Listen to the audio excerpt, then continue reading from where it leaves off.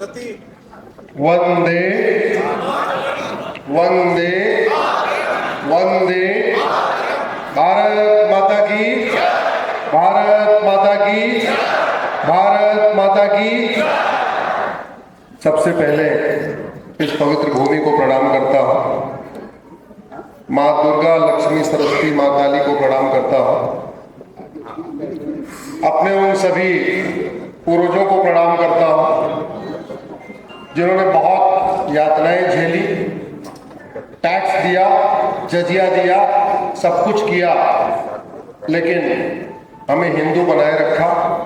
और आज भी मैं तिलक लगाता हूँ, रक्षा पहनता हूँ।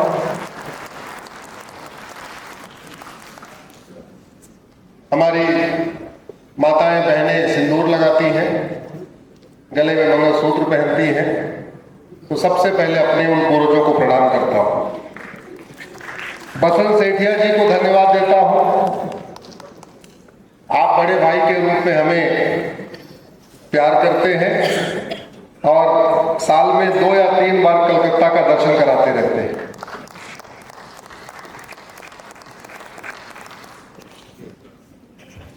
भारत का संविधान,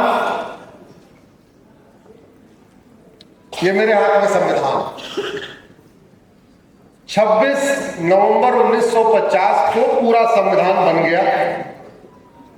सभी संविधान निर्माताओं ने सिग्नेचर कर दिया। संविधान दिवस उसके बाद से हम मनाने लग गए। लेकिन एक बात बची हुई थी कि भारत का नेशनल एंथम क्या होगा। 26 नवंबर को संविधान लागू हो गया, बन गया, बट गया, लेकिन भारत का नेशनल एंथम क्या होगा, इस पे आम सहमति बनी नहीं पाई। क्यों नहीं बन पाई? क्योंकि पूरा का पूरा फ्रीडम मूवमेंट, आजादी का आंदोलन वंदे मातरम, भारत माता की जय से हुआ था। अंग्रेजों ने यहां पे नेशनल एंथम इंपोज करने की कोशिश किया, गॉड सेव क्वीन अंग्रेजी में। उस गॉड सेव क्वीन का विरोध करने के लिए बंकिम चंद्र चटर्जी जी ने 24 घंटे के अंदर अपना नया एक अल्टरनेट नेशनल एंथम बना दिया, वंदे मातरम।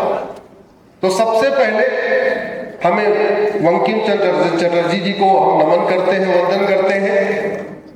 एक देश, एक विधान, एक भारत श्रेष्ठ भारत, अखंड भारत के लिए अपना सर्वस्व न्यौछावर करने वाले श्यामा प्रसाद मुखर्जी जी को नमन करते हैं, वंदन करते हैं। दोनों ही ये महान विभूतियां इसी भूमि से निकली, इसी पवित्र भूमि से निकली। इस पवित्र भूमि को नमन करता हूं। अब ये हुआ कि भारत का राष्ट्रगान क्या हो, नेशनल एंथम क्या हो। तो मेजॉरिटी का कहना था कि भाई पूरा का पूरा आजादी का आंदोलन वंदे मातरम से हुआ है, तो स्वाभाविक सी बात है वंदे मातरम होना चाहिए। उस समय लाहौर में अखबार निकलता था, उसका नाम था वंदे मातरम। राम प्रसाद बिस्मिल जी ने गजल लिखा, उस गजल का शीर्षक था वंदे मातरम। उपन्यास लिखा गया, शीर्षक था वंदे मातरम। नाटक खेले जाने लगे, शीर्षक वंदे मातरम। गमछों के ऊपर वंदे मातरम। और यहां तक कि जो भारत का पहला झंडा डिजाइन हुआ, वो तो भगवा झंडा ओम निशान था। जो दूसरा झंडा डिजाइन हुआ, वो भगवा झंडा वंदे मातरम था। हर साल कांग्रेस का राष्ट्रीय अधिवेशन होता था, उस राष्ट्रीय अधिवेशन में भी वंदे मातरम गाया जाता था। यहां तक कि जो कांग्रेस का 5वां राष्ट्रीय अधिवेशन हुआ, उसमें गुरु रविंद्रनाथ टैगोर जी ने खुद ही वंदे मातरम गाया था। सब कुछ वंदे मातरम से चल रहा था। इसीलिए ज्यादातर संविधान सभा के लोग कह रहे थे हमारा नेशनल एंथम होना चाहिए वंदे मातरम। कुछ डिसाइड नहीं हो पा रहा था, कुछ लोग कह रहे थे नहीं जनगण मन भी होना चाहिए। फिर रिपब्लिक डे जो हम 26 जनवरी को मनाते हैं, इसके 2 दिन पहले फिर से एक संविधान सभा की आपात बैठक बुलाई गई उसी संसद में जो अभी कुछ दिन पहले तक फंक्शन में थे। और सभा में तय हुआ कि अगर वोटिंग कराएंगे तो ठीक नहीं है, जनगण मन हो या वंदे मातरम हो, इसके ऊपर वोटिंग कराना ठीक नहीं है। तो राजेंद्र प्रसाद जी ने प्रस्ताव पास किया कि वंदे मातरम और जनगण मन दोनों को एक बराबर सम्मान मिलेगा और दोनों ही हमारे नेशनल एंथम होंगे। ये 24 जनवरी 1950 को हुआ। उसके बाद संसद शुरू हुई, तो संसद में क्या गाया जाए, इस पे चर्चा हुई। बोले संसद में तो वही गाया जाएगा जो आजादी के आंदोलन में गाया जाएगा। तो संसद का समापन वंदे मातरम से होने लग गया। अधिकांश विधानसभाओं का समापन भी वंदे मातरम से होने लग गया। धोखा तब हुआ जब इंदिरा गांधी ने 1971 में ये नेशनल ऑनर एक्ट बनाया।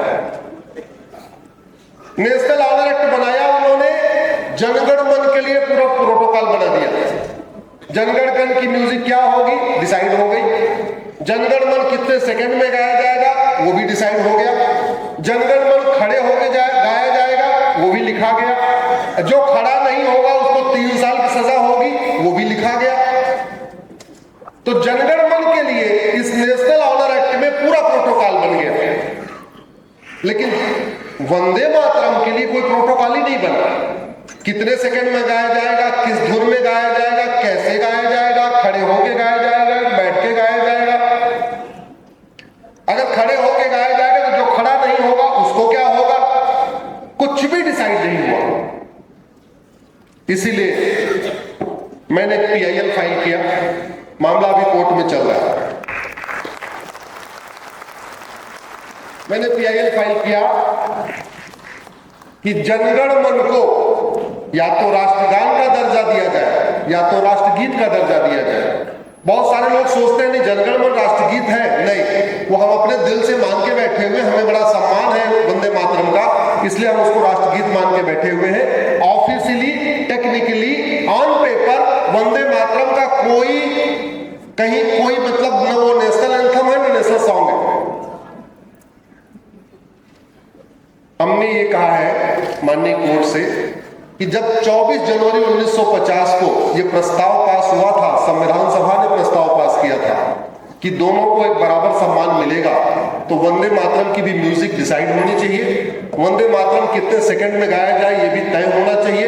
वंदे मातरम की धुन क्या होगी ये भी तय होना चाहिए। और वंदे मातरम अगर जो इंसल्ट करे वंदे मातरम की, जब अगर खड़े होके गाना है जो न खड़ा हो, या जो भी जनगण मन का प्रोटोकॉल है उसी तरीके से वंदे मातरम का प्रोटोकॉल बनना चाहिए। ये कानून अधूरा है, ये कानून संविधान निर्माताओं की भावना के अनुरूप नहीं है। मामला कोर्ट में चल रहा है।